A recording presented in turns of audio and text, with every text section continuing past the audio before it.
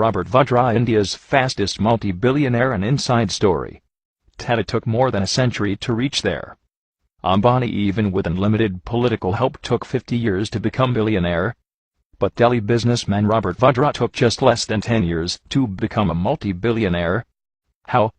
Why Indian newspapers and television channels are scared to discuss this story. Reason is simple: Robert Vadra not an ordinary Indian businessman. He is in fact third in line to become India's next Prime Minister. Of course, Robert Vadra is son-in-law of India's power broker Antonio Mano aka Sonia Gandhi.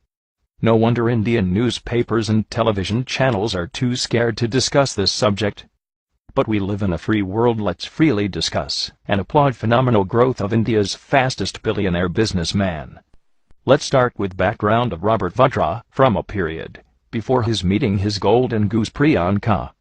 Robert in fact only half Indian. He was born to Rajinder and Maureen Wadhera in 1969. Rajinder Vadra hails from Uttar Pradesh and Maureen Akamikdana of Scottish origin. Before entering to India's royal family, Robert Vadra was running a recycle metal business, in simple terms collecting used industrial waste from companies and resell it, as you could imagine, not a golden egg-laying business. It's quite amazing that in next 10 years he grown into multi-billionaire. Robert Vadra met Priyanka Gandhi at the House of Commons expatriate friend Ottavio Quattrocchi. Yes, the surprise beau Forza scandal middleman Quattrocchi. Robert Vadra's marriage with Priyanka was in 1997. But it was followed by tragic and suspicious deaths of his brother, sister, and his father in the next decade. He had one brother, Richard Vadra, who was found dead in September 2003 at his Vasant Vihar residence under very suspicious circumstances. His sister Michelle, too, had natural death, died in a car accident in 2001. His father Rajinder Vadra committed suicide on April 2009, under very suspicious circumstances. But the story was not published widely by the Indian media. No one in India wants to bring shame to India's royal family. Recently, Economic Times and other finance newspapers disclosed the business empire Robert Vadra made in the last 10 years was truly eye-opener. Hotels, planes, bars, antique chains, malls around prime locations in India with help of none other than India's #1 real estate company DLF. Also part ownership in DLF Indian Premier League franchise. Most of independent analysts points these phenomenal growth points only one thing: absolutely and shameful corruption and favoritism to Robert Vadra, being Sonia Gandhi's son-in-law. Also remember, DLF was a major builder for scandalous Commonwealth Games in Delhi.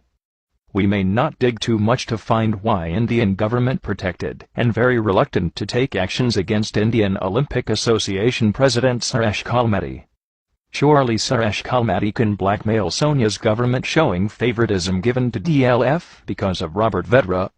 Apart from DLF malls, Robert Vadra part owns many Hilton hotels, including Hilton Garden in New Delhi. It's very questionable that what kind of expertise will DLF or Hilton will get back from this recycle metal merchant Robert Vadra? Or he is lucky mascot to get through all regulatory hurdles in India? Also, he is in the list of 33 VIPs accepted from security checks and frisking at airports and any Indian embassy, the only one without any government position. Other VIPs, like the Dalai Lama, Chief Justice of India, the President, the Prime Minister, and former presidents. No airport frisking will be very helpful for an antique chain owner like Robert Vadra, especially when he can easily transfer invaluable Indian antiques to his Italian retail shops. Robert Vadra got many business partnerships with India's biggest real estate company DLF. Cricket is India's next biggest money-spinning machine. No wonder Robert Vadra's association was sought by most of franchise owners. Robert Vadra's association with Calcutta Knight Riders and Shah Rukh Khan is never reported in shameful Indian news media. Other scandal, where Robert Vadra associated, is none other than infamous 2G Spectrum scam. It's alleged that one of the biggest beneficiary companies, Unitech, is 20% owned by Robert Vadra. No wonder Indian government tried and still trying to derail all enquiries on 2G Spectrum scam, though many ex-ministers are in jail now. It's expected that due to involvement people like Robert Vadra, these case will never reach a decisive conclusion. After all, CBI is controlled by Indian Prime Minister Manmohan Singh, who is appointed by Robert Vadra's mother-in-law Sonia Gandhi. Media reports on Robert Vadra's association with Unitech were suppressed by media moguls in India.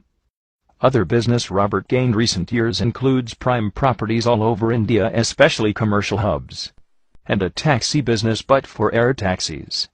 Yes, poor man Robert owns few planes as well. Skylight Hospitality Pvt Ltd, a company wholly owned by Vadra, and his mother Maureen Vadra owns business hotel Hilton Garden Inn, in the upscale South Delhi business district Saket. The hotel is located within the DLF Place Mall, also known as DLF Courtyard. Also, several of Robert's companies have received unsecured loans. Unsecured loans are treated as bribe. Yes, it's the same reason why Karunanidhi's daughter Connie Moshi in jail now, as she took unsecured loans from Unitech to start Kalinjar TV. Same reason why Dayanidhi Maran facing jail term, as he took unsecured loans from Malaysian company via Aircel to his Sun network. So one rule for them and another rule for India's royal family. It's ironic why India's top real estate company need help from a recycle metal merchant. Reasons are crystal clear. DLF need Indian power broker Sonia's son-in-law to get through many hurdles in their operations all over India. If this is not blatant misuse of power or favoritism, we might need to redefine those words.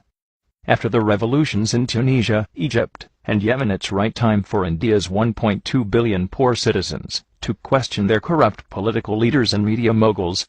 Join the second freedom struggle of Anna Hazare. Support Gandhians like Anna Hazare, not fake Gandhis.